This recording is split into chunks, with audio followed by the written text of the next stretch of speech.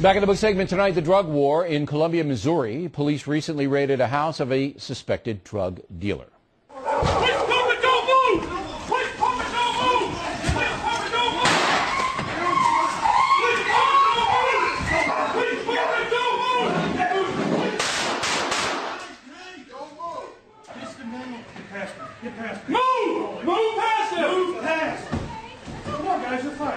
You're fine. Somebody turn around. Stay around. Don't move!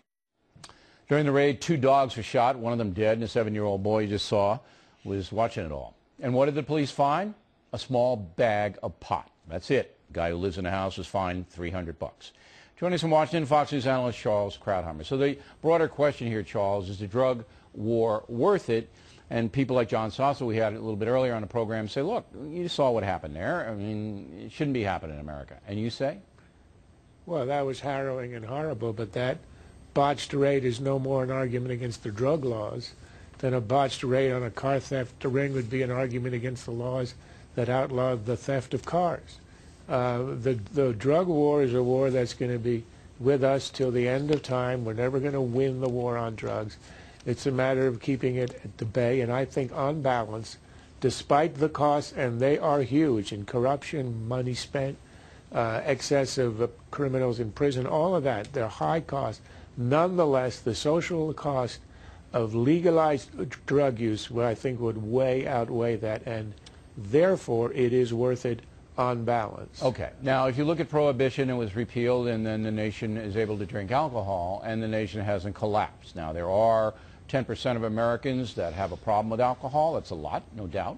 But people say, look, if you're going to have alcohol and soft drugs anyway, like marijuana, you should legalize them and leave these people alone. And you say?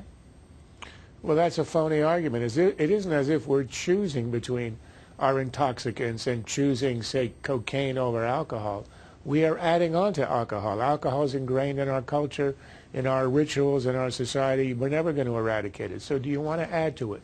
Do you really want to live in a society you can walk into a store and buy cocaine and a syringe in which you can inject it, or buy heroin, or buy methamphetamine, or buy hallucinogens of any kind?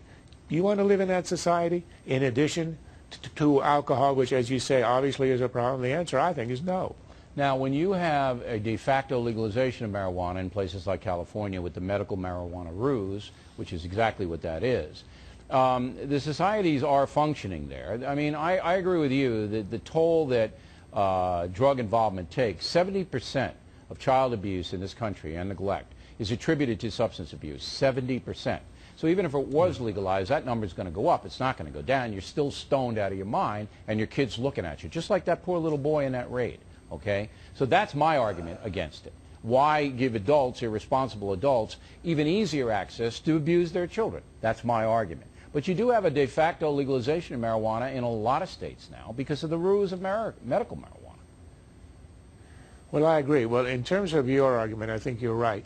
There's no question that if you legalize something, there's going to be extra use. The reason that ordinary folks don't use marijuana largely is because it's illegal. You know, people who are adults don't want to get on the wrong side of the law. If you legalize it, there'd be a lot of it. And for the hard stuff, you're right, it's not a self-involving crime only. It destroys individuals, but also the families and the children. And it also leads to an increase in crime, in vehicular accidents as well. Look, I could live, I think, with a test of the marijuana issue. On the others, I'm a fundamentalist. I would never legalize the hard stuff. With marijuana, I think you could have a test in 1 or 2 states, the way you've got a test of assisted suicide in Oregon, which I oppose, and see if it leads to an increase in car accidents, if it leads to an increase, if it's a gateway drug and leads to addiction. It will lead to rehab, there's no doubt about that. But so all of that I'd be willing to test. All right, so we should have California, though, to be the laboratory, I think. But that's a big lab. I'd rather do it in Rhode Island. Yeah, but well, you got Brown University there, so you would have people here to do it. All right, yeah, Charles. I'm sure it's already under the test there. No, I'm going to get a lot of mail for that.